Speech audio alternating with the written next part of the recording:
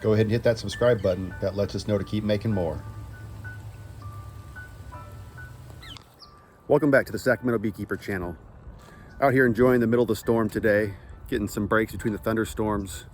We'll turn you around and show you what we've been looking at. Another cell heading this way. Today's February 19th, and in addition to getting some exercise, I like to call these forage reconnaissance missions. It's really important to stay in tune with what's growing around you natively. We all know what people are going to grow in their gardens. You can anticipate a lot of beans, peas, squash, corn, tomatoes, peppers, potatoes, and all the herbs that go along with it. And what we're looking for, nothing in particular we have our eye out for, but what we are doing is just intaking data of what we see, what types of plants. And if we see, for instance, the wild melons out here, they're poisonous, but it's in the melon family, and other broadleaf plants, you can assume that the caterpillar pressure is going to be a little bit higher this year. And that's going to do a couple things. It's going to help the birds out, but it's also going to help the yellow jackets out. So there's a double-edged sword there, because the caterpillars will keep the yellow jackets away from your bees until the caterpillars are gone. Then you'll just have well-fed yellow jackets coming out to your hives. So other things like that, there's a lot of environmental factors that can go into decisions you can make when beekeeping. I base a lot of my decision making on the native flow, nectar flows locally, and that really helps me keep with the native calendar, natural calendar, as opposed to trying to do things on a calendar date. Thank you for watching. Keep an eye out for more.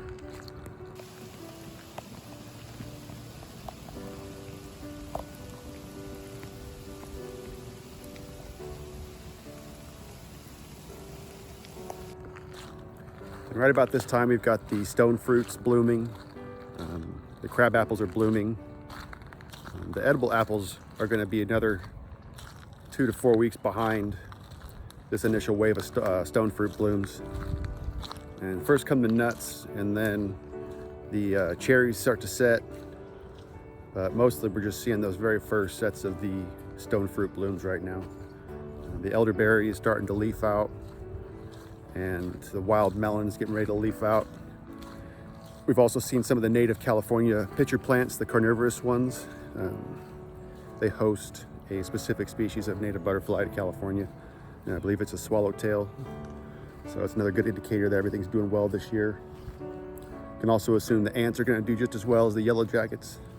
We had a relatively mild winter this year, so you can expect things to kick off a little bit sooner and with a bit more vigor.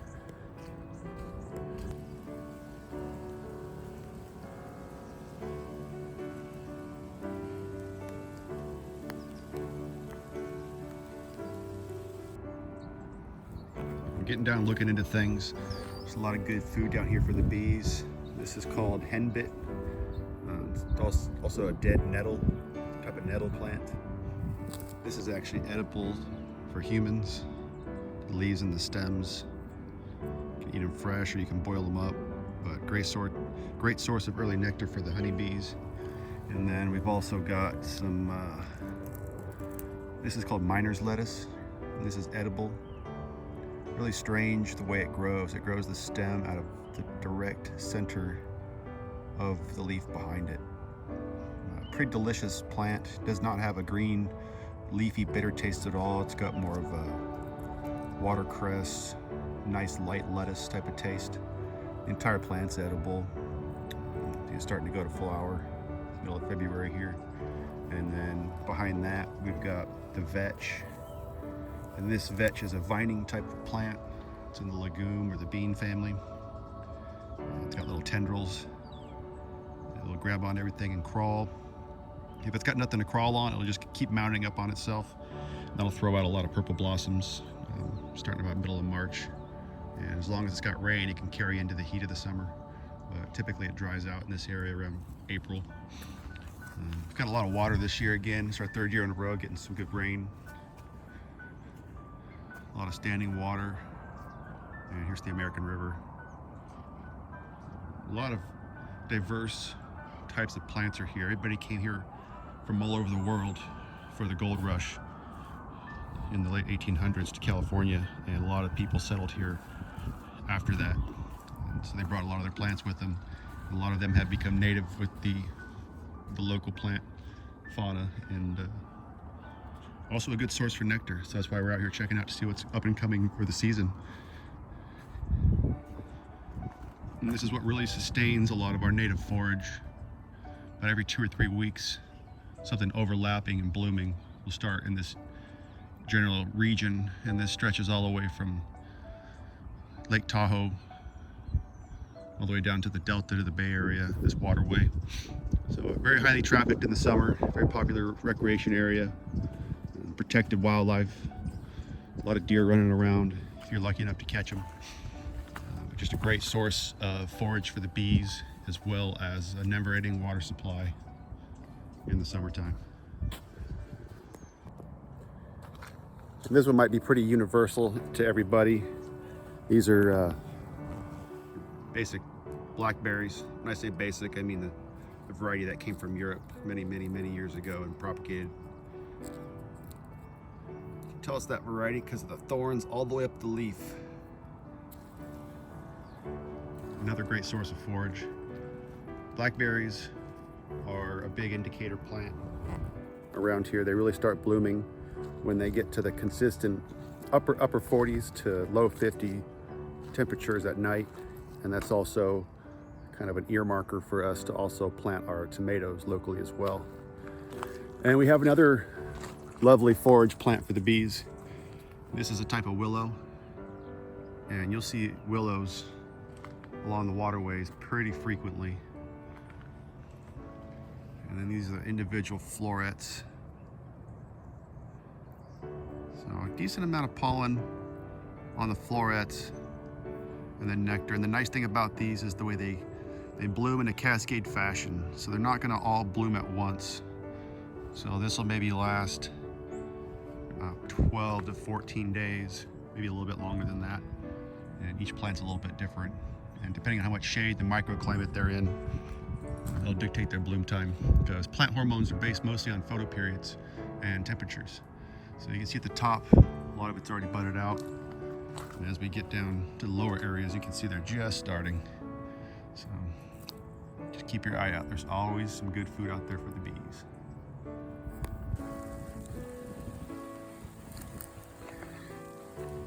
I'll show what this stick-like plant is. I'll look up that one later. But crawling up the base of it with the spade-shaped leaves here, that is the native California pitcher plant. It's one of the only native carnivorous plants in North America. And it puts out a pretty good sized vine. You can see it starting over there, trailing out a few pieces, another one there. There's a whole row of them coming up right here. They're pretty prolific, and they put on a lot of biomass every year. Great for pollinator. Here's another good one. This one is in the aster family, so in the daisy family. I think this one's called cudweed, C-U-D. It's a biennial plant, kind of like celery, which means the first year it grows, it spends all of its time doing the vegetative growth stage, and then the second year it'll flower and set seed. Depending on how hot it is, it may be just an annual. Keep an eye out for it. Another good bee food.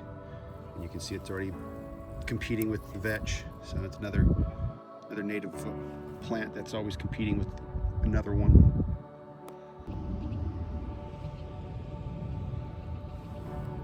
This is a species of lupine. Typically they have purple blossoms, almost the same color as the vetch. Pretty interesting. It catches water drops in the middle of there. They don't need to get that tall. Put out some beautiful stacks of blossoms. I believe it's also in the legume family, and has what you call a bisymmetrical blossom.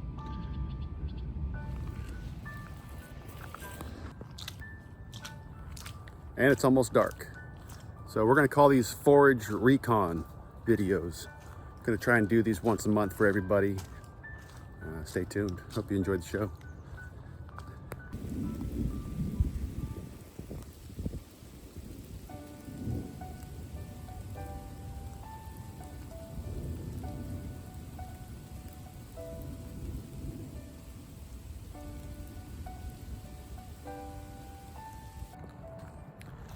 Here's another good indicator of how things are going out here. I'm sure you guys probably have this in your area as well. We do have native beaver populations out here.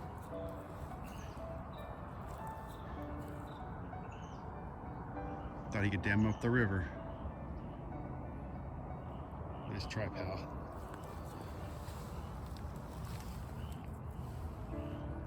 Do not want to be bitten by one of these things. I've seen people with chainsaws that couldn't do that good a job. So we got started over here. These trees are not dead either. It's gonna be dead now.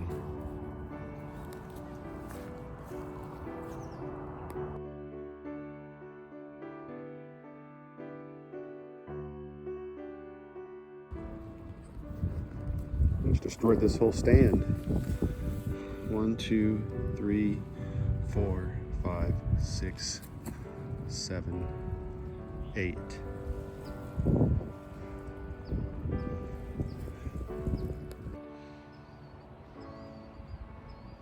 Big old hanger.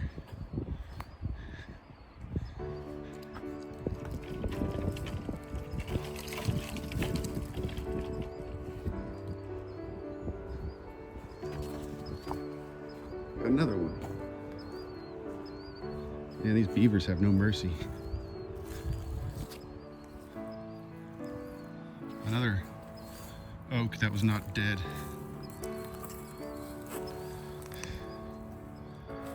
Would be a cool stump to have. Cut that off. See if they just go around and around it until that's it.